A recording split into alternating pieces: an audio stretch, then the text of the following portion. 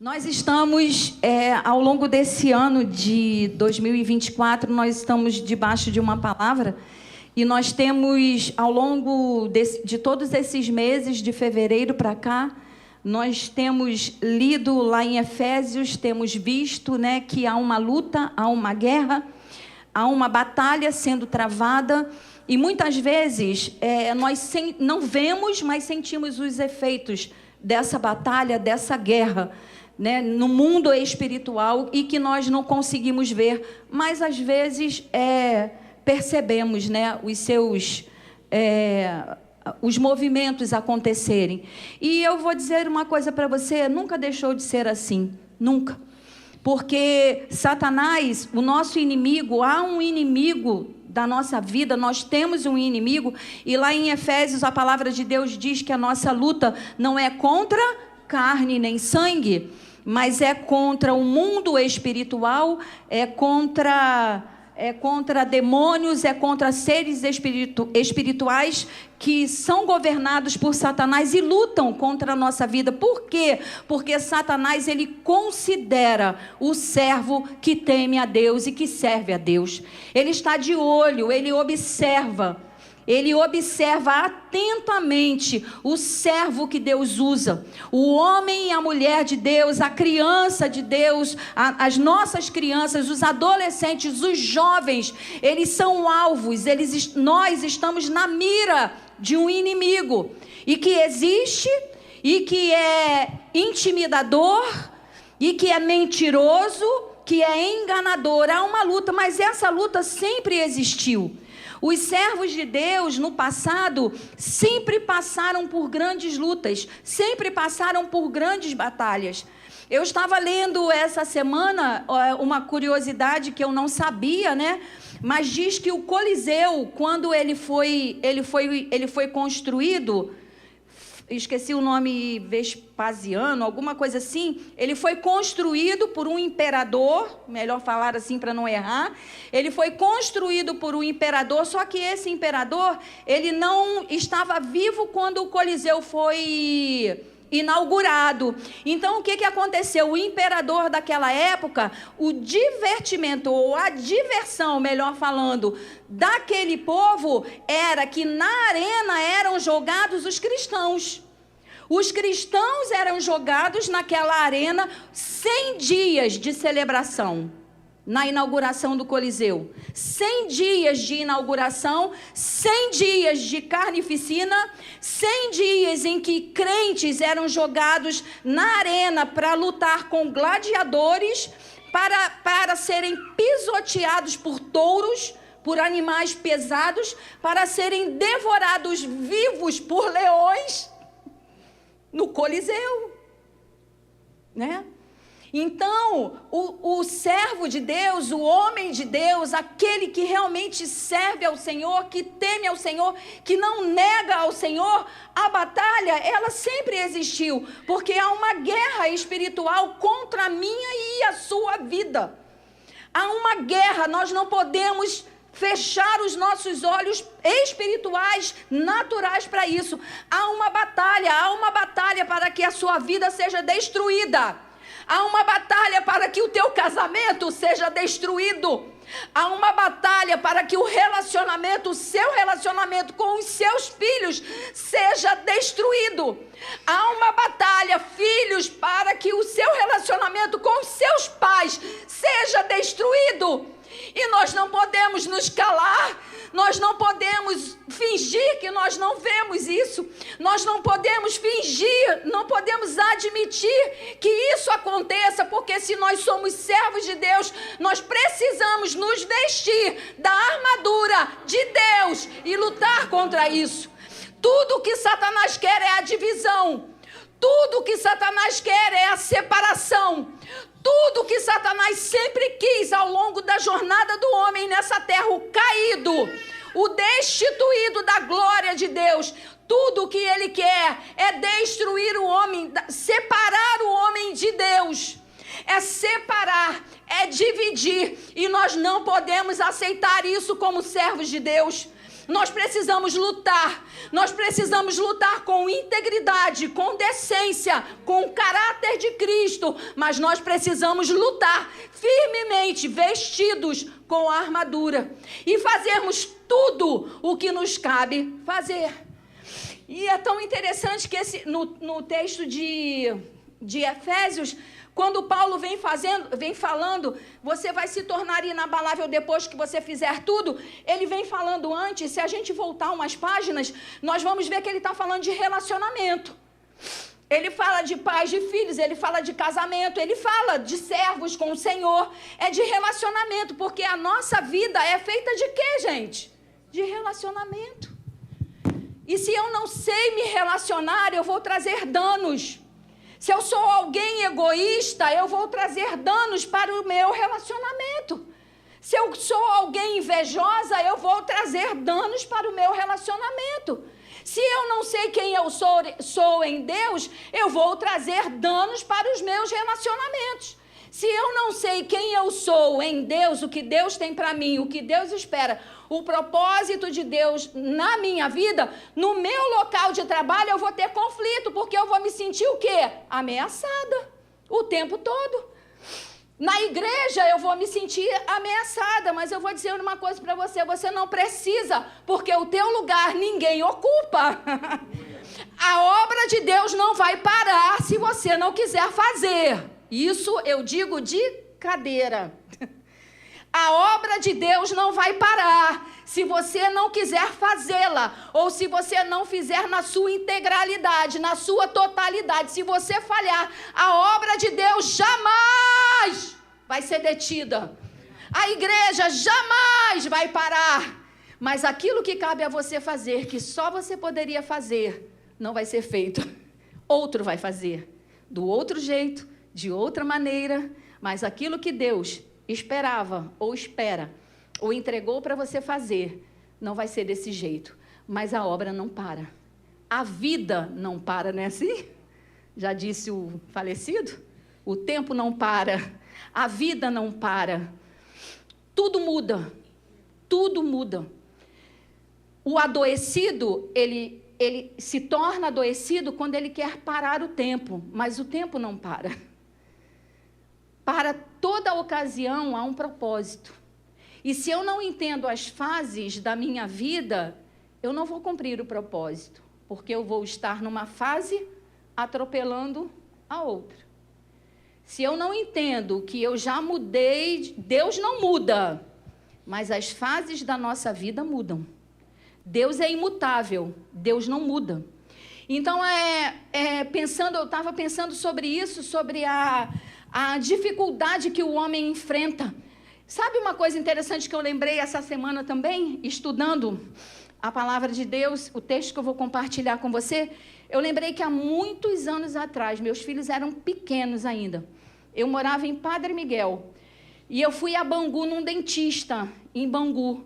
E sentado, antigamente, hoje, eu não sei se é assim, se está assim. Na verdade, eu estou fugindo de dentista. Eu não sei se hoje é assim, mas antigamente, eu não sei se vocês lembram, ficava uma bancada com um monte de revista. Tinha muita revista no consultório dentário, no consultório médico, para a gente ficar horas ali, o quê? Desfolhando as folhas, esperando e tentando até se livrar do medo um pouco. E um dia, há muitos anos, eu não sei, provavelmente, pelo menos mais de 20 anos, porque o Lucinho era pequeno. E eu estava desfolhando uma revista e eu parei numa entrevista de uma mulher famosa. Hoje ela ainda está na fama aí, se beneficiando da Lei Rouanet. E ela tinha os filhos pequenos. Hoje os filhos estão adultos, não se casaram, não, pelo menos até onde eu sei, não sei, acho que não. E ela tinha os filhos pequenos, como os meus pequenos eram na época. E aí comecei a ver entrevista. O repórter, o cara da reportagem fazia uma pergunta, ela respondia. Fazia uma pergunta, ela respondia. Aí eu cheguei numa pergunta que o repórter fez para ela assim, não sei se homem ou mulher, virou para ela e falou assim, porque ela fazia cenas imorais na televisão. Hoje eu não sei porque eu não vejo, mais de 20 anos que eu não vejo Globo, não vejo nada disso. E Falei, não era, né? Mas tá bom.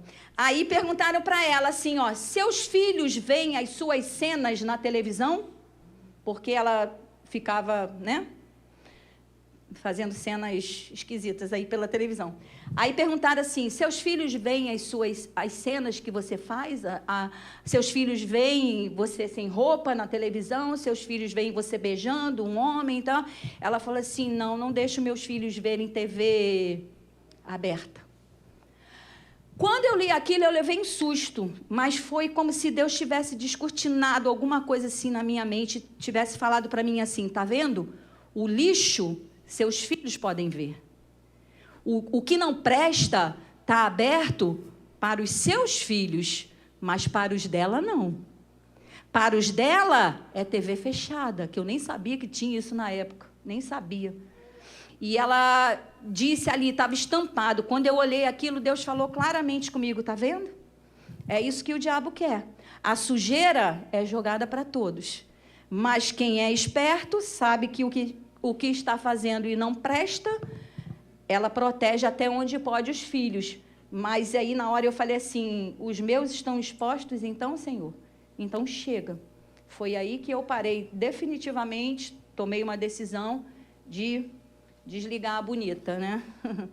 Então, o povo de Deus sempre passou por lutas, por batalhas, por guerras, ao longo da nossa caminhada, sempre passamos. E eu gostaria de compartilhar com você uma frase que eu vi do Watchman Nee, um homem que nasceu na China, da mesma forma como Charles Spurgeon, que eu falei há um tempo atrás, também se converteu aos 17 anos de idade. A história dele diz que a mãe dele orava porque ela teve duas mulheres e orava porque queria um filho, um homem. E a mãe dele dizia que se ela tivesse um homem, ela dedicaria esse menino a Deus, ao Senhor. E por volta, com muita relutância, diz a história dele, aos 17 anos, esse homem se converte. Com 17 anos, ele tem uma experiência com o Senhor, ele se volta para o Senhor. Alguns dizem que com uma certa luta, houve uma batalha ali, mas com 17 anos ele entrega a vida dele ao Senhor e logo ele é chamado de pregador da palavra de Deus.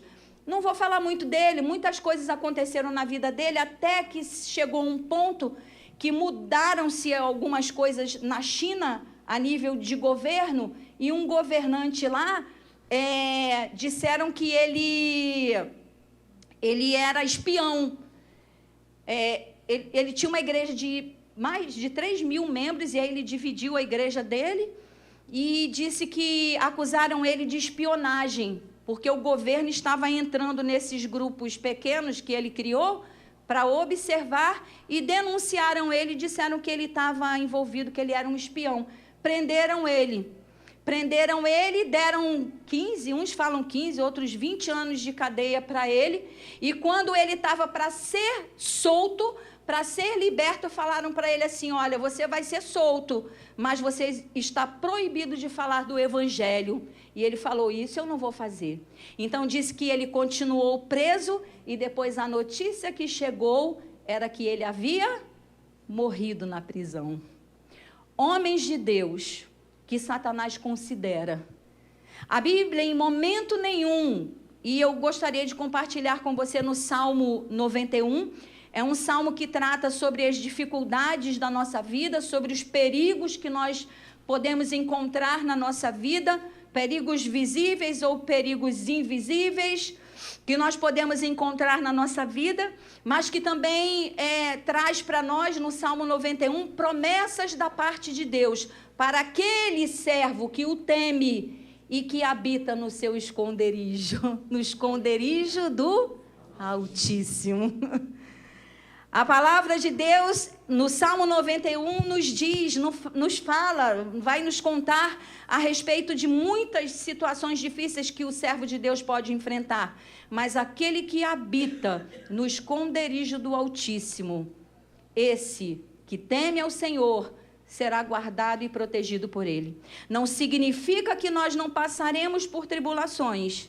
Não significa que nós não viveremos momentos e situações difíceis na nossa vida, mas a palavra de Deus nos garante que Deus estaria conosco todos os dias, até o fim. Amém? E é interessante que o Watchman Nee, ele fala assim, uma das frases dele: o poder da pressão, da adversidade, do problema, que você possa enfrentar, aquilo que você possa ser experimentado, né, na vida. O poder da pressão, ele diz assim: a pressão traz poder.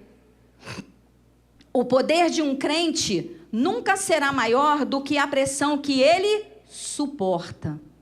Eu achei interessante e eu quero compartilhar essa frase dele, sabe por quê? Porque às vezes nós não queremos suportar no momento da pressão. Às vezes nós queremos impedir os nossos filhos de passarem por pressão. Às vezes eu vejo, né, erradamente, pais que, porque já sofreram tanto, porque já passaram tantas coisas, não deixam os seus filhos, não permitem que os seus filhos passem por pressão, que os seus filhos passem por provas, que os seus filhos sejam testados, provados, e pelo Senhor. Muitas vezes o Senhor nos prova. E ele fala assim: há um poder na pressão, porque a pressão, olha o que ele diz, porque a pressão tem o poder de nos levar para Deus. Ou, eu vou dizer, a pressão deveria ter o poder de nos fazer olhar para Deus, porque só dele vem o socorro para a nossa vida. Só dele vem a resposta certa. Só dele vem a saída. Só dele pode vir aquilo que você precisa hoje. Há pessoas que estão aqui hoje que precisam de uma resposta do Senhor. Há pessoas que estão aqui hoje que precisam, como a Drica disse, que cadeias sejam quebradas, fortalezas sejam destruídas na mente, na emoção. Pessoas aqui hoje que precisam sair de um estado de pensamento negativo. E não estou falando de positividade, nada disso não. Eu estou falando de deixar Deus entrar na mente e transformar a mente. E transformar um coração, fazer um coração estar cheio de fé. Fé no Senhor, porque nós não podemos nada. Só o Senhor tem poder. Olha o que... E nós fracassamos quando nós não fazemos uso da pressão, quando nós não fazemos o uso das provas, para crescermos, para amadurecermos e para buscarmos o socorro no Senhor. E queremos nos livrar rapidamente. A Bíblia fala que alguns, em meio à pressão, desmaiam. Olha o que diz a palavra de Deus. Salmo 91 diz assim. Salmo 91, versículo 1 e 2. Diz assim. Mas antes disso, eu falei para você que muitos...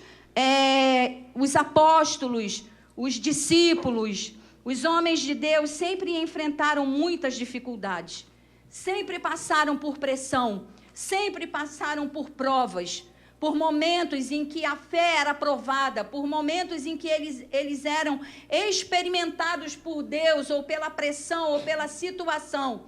E aí eu quero ler com você a segunda carta aos Coríntios, capítulo 4. Segunda carta aos Coríntios, capítulo 4, versículo 8 e 9. Os apóstolos o tempo todo estavam sob pressão.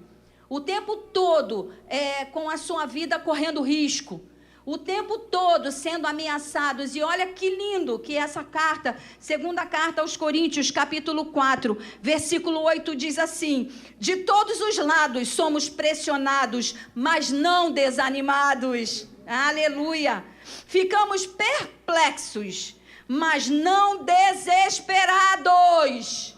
Podemos ficar perplexos com tudo que está acontecendo no nosso país, mas nós jamais estaremos desesperados, porque o nosso Deus é poderoso. Somos perseguidos, mas não abandonados, abatidos, mas não destruídos. Aleluia! mas eles passavam por pressão. Eles passaram por pressão. E o Salmo 91 diz assim, versículo 1 e 2, diz assim: aquele que habita no abrigo do Altíssimo, à sombra do Todo-Poderoso, pode dizer ao Senhor: tu és o meu refúgio e a minha fortaleza, o meu Deus em quem confio. Tudo que Satanás faz é querer tirar de nós a confiança. E isso às vezes começa na criança muito novinha. A criança precisa ser cuidada, a criança precisa de abrigo, a criança precisa de alimentação, a criança tem necessidades básicas. E quando isso falha, quando os seus responsáveis falham em dar o abrigo, o amor, o carinho, a alimentação, os recursos que a criança precisa, ela cresce como? Carente. Cresce carente. E com a carência, ela vai fazendo o que na vida? Ela vai se protegendo. Então, ela vai criando fortalezas. Se meu pai e minha mãe não cuidaram de mim, Deus vai cuidar de mim? Mais ou menos. Se meu pai é um pai violento, como que eu vou acreditar que Deus me ama? Entende? Se o meu pai é omisso, como que eu vou achar que Deus, se a imagem que eu tenho do pai é a que eu vou ter de Deus, como que eu vou achar que Deus vai suprir em Cristo Jesus cada uma das minhas necessidades? Eu não creio, eu não acredito. Mas é tão interessante que nesses 2 versículos que nós lemos, o autor aqui, é interessante que o Salmo 91, às vezes as pessoas usam de maneira mística. Eu já vi, e com certeza alguns aqui mais antigos no Evangelho, já viram talvez entrando numa casa e a Bíblia aberta no quê? No Salmo 91. As pessoas usam o Salmo 91 como algo místico, como algo que está aberto, o Todo-Poderoso vai me proteger. O Altíssimo está aqui comigo, está aberto no Salmo 91, mas há um segredo na palavra de Deus. A Nathalie, ela, de vez em quando, ela vem com mais ideias de fazer algumas comidas, né? Aí ela agora falou, como é que ela falou, Drica? Que ia entrar na panificação, né? Aí ela estava conversando com a Drica e eu falei para ela assim, filha, às vezes ela fez focaccia, fez umas coisas, aí não saiu. Assim, a primeira, mais salgadinho um pouco, né? Aí eu falei, filha, tem que diminuir o sal, a mãe tem 60 anos, não posso comer sal assim, isso aqui. Aí ela fala assim, mas eu segui direitinho a receita. Aí eu falei para ela assim, filha, há segredos, há segredinhos que às vezes as pessoas não contam. Há detalhes, às vezes, detalhezinhos que são escondidos, porque as pessoas não querem a visualização, mas não querem contar o segredo todo, né? Aí olha o que diz, esse salmo aqui, no versículo 1 e 2, ele usa o nome em 4 momentos o nome de Deus. O nome de Deus, apenas em 2 versículos, aparece 4 vezes aqui, é o que eu quero compartilhar e eu acredito que eu vou ficar só nesse hoje.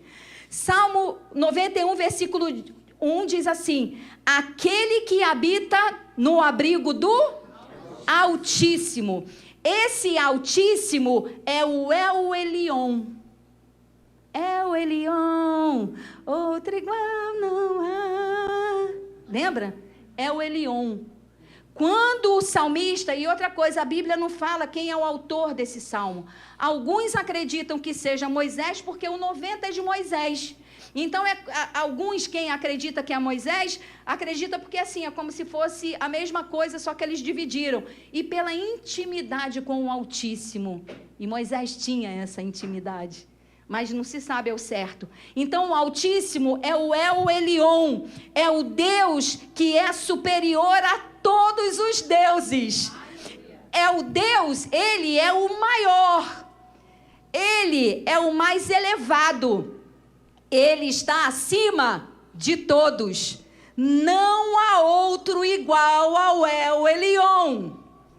Então, quando o autor fala aqui, olha, aquele que habita no abrigo do El Elyon, aquele que habita no lugar onde o Deus que é superior a todos está, aquele que habita no lugar aonde o Deus que é maior do que tudo nessa vida está, a palavra de Deus diz, e descansa à sombra do Todo-Poderoso. Olha o que diz Gênesis 14, não vou abrir não, só vou falar, é Melquisedeque, não vou abrir sim. Eu gosto de ler porque eu não gosto de errar, né? Gênesis capítulo 14, versículo 18. Melquisedeque sai em uma batalha com vários reis. Melquisedeque não, desculpa. Abrão sai para uma batalha. E quando ele retorna em vitória, a Bíblia fala assim no versículo 17. Voltando Abrão da vitória sobre Quedorlaomer e sobre os reis que a ele se haviam aliado, o rei de Sodoma foi ao seu encontro no vale de Zavé, isto é, o vale do rei. Então Melquisedeque, rei de Salém, que seria a futura Jerusalém, mas era Salém ainda, Melquisedeque aqui ele tipifica Jesus Cristo. É como se ele estivesse sendo um tipo de Jesus. Então Melquisedeque, rei de Salém, da futura Jerusalém, e sacerdote do Deus Altíssimo, do El Elyon, do Deus que é superior a todos. A Bíblia fala, trouxe pão e vinho e abençoou Abrão dizendo, bendito seja Abrão pelo Deus El Elyon, o Deus que é superior a todos. Ele é o maior, ele está dizendo, bendito seja Abraão pelo Deus Altíssimo, Criador dos céus e da terra, e bendito seja o Deus Altíssimo, o El Elyon, que entregou seus inimigos em suas mãos. E aí a palavra diz que Abraão deu o dízimo, entregou o dízimo para Melquisedeque. Então, quando o autor fala aqui, aquele que habita no abrigo do Altíssimo, e sabe o que é mais interessante? Eu vou falar o Todo-Poderoso primeiro. E descansa à sombra do Todo-Poderoso. O Todo-Poderoso aqui, o nome de Deus, em outra versão está a sombra do Onipotente. Quem tem essa versão? É o El Shaddai, o Deus Todo-Poderoso. A ideia, presta atenção, a ideia dessa palavra, desse nome, é de fertilidade. Onde se originam as fontes. Então, o El Shaddai... Olha o que diz em Gênesis capítulo 17.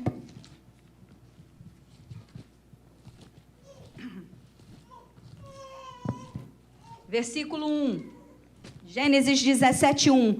Quando Abrão estava com 99 anos de idade, o Senhor lhe apareceu e disse, eu sou o Deus Todo-Poderoso. Ande segundo a minha vontade e seja íntegro. Estabelecerei a minha aliança entre mim e você e multiplicarei muitíssimo a sua descendência. O que ele está dizendo aqui? Eu sou o Deus Todo-Poderoso, o Onipotente, o El Shaddai, o Deus que estava dizendo para ele, ó, que a palavra que tem a ideia de fertilidade. Estava dizendo, você tem 99 anos, mas eu sou o Deus Todo-Poderoso e você vai ser pai. O Deus que dá a vida, o Deus que traz a vida para aquele amortecido. O Deus que traz a vida, o El Shaddai, o Deus Todo-Poderoso, onde se originam as fontes. Para Deus não há impossível em todas as suas promessas. É o que Deus disse para Abrão, você vai ter uma descendência com 99 anos de idade. E aí a palavra diz, ó, e descansa a sombra do Todo-Poderoso. Pode dizer ao Senhor, o outro nome de Deus, que significa o Senhor, é o Iavé, é o Javé, é o eu sou, o Deus da aliança, o Deus do relacionamento conosco, o Deus que antes era o Deus apenas dos patriarcas, passa com Moisés a ter um relacionamento íntimo com o seu povo. Olha o que diz em Êxodo, capítulo 3. Êxodo capítulo 3, versículo 13, diz assim: Moisés perguntou: quando eu chegar diante dos israelitas e lhes disser, o Deus dos seus antepassados... Olha o que Moisés está dizendo para Deus aqui. Senhor, quando eu chegar diante do povo, o Senhor está me mandando ir. Quando eu chegar diante do povo e disser para os israelitas, o Deus dos seus antepassados, o Deus de quem? De Abraão, de Isaque e de Jacó. Era o que eles conheciam. Era de onde eles ouviam falar. O que o Deus de Abraão fez, o que o Deus de Isaque fez, o Deus de Jacó fez. Mas até então eles não haviam tido uma experiência com o Senhor. Então quando ele fala, Senhor, o Iavé, o Javé, o Eu Sou, o Deus da aliança, o Deus do relacionamento conosco, que agora Deus passa a ter um relacionamento com o povo. Então o Salmo 91, quando ele diz, o que habita no abrigo do Altíssimo e descansa à sombra do Todo-Poderoso, pode dizer ao Iavé, ao Eu Sou, ao Deus de aliança, a um Deus que tem relacionamento, que quer ter um relacionamento comigo e com você, pode dizer, tu és o meu refúgio e a minha fortaleza. Aleluia! Só quem tem um relacionamento íntimo com o Senhor pode dizer, Senhor, eu estou passando por isso, mas o Senhor é o meu refúgio e o Senhor é a minha fortaleza. Se eu só ouço falar, como o pastor Ângelo disse aqui, se eu não aplico a palavra poderosa de Deus, que sai para curar, para restaurar, para fortalecer, para transformar, se eu não aplico isso na minha vida, eu não consigo ouvir o Iavé, o Eu Sou, o Deus de aliança. Eu não consigo ter uma aliança com Ele. Então, vem a adversidade, vem a dificuldade, e eu não consigo abrir os meus lábios e dizer, Senhor, a despeito de tudo, Tu és o meu refúgio e a minha fortaleza. Nós precisamos definitivamente, como igreja do Senhor, buscarmos de verdade um relacionamento com Ele. Como foi dito aqui ontem também pelo pastor Ângelo, nós não estamos fazendo apenas um evento.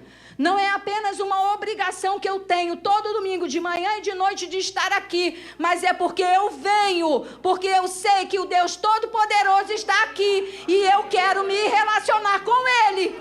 Porque eu preciso que Ele seja o meu refúgio e a minha fortaleza. Para onde você corre quando tudo vai mal? Para onde você vai? Para onde? Para quem você corre? Para o Iavé? Para o Deus que tem uma aliança com você? Para um Deus que não teve apenas uma aliança com Abraão, com Isaque, com Jacó, com Moisés, mas que libera a sua bênção sobre o seu povo, que quer se relacionar com o seu povo. O que nós fazemos aqui todo domingo, toda quarta-feira, é buscar o Senhor, porque nós reconhecemos que Ele é o nosso refúgio e a nossa fortaleza. E olha o que Ele diz, tu és só quem conhece o Iavé, só quem conhece o Deus pessoal, um Deus que é pessoal.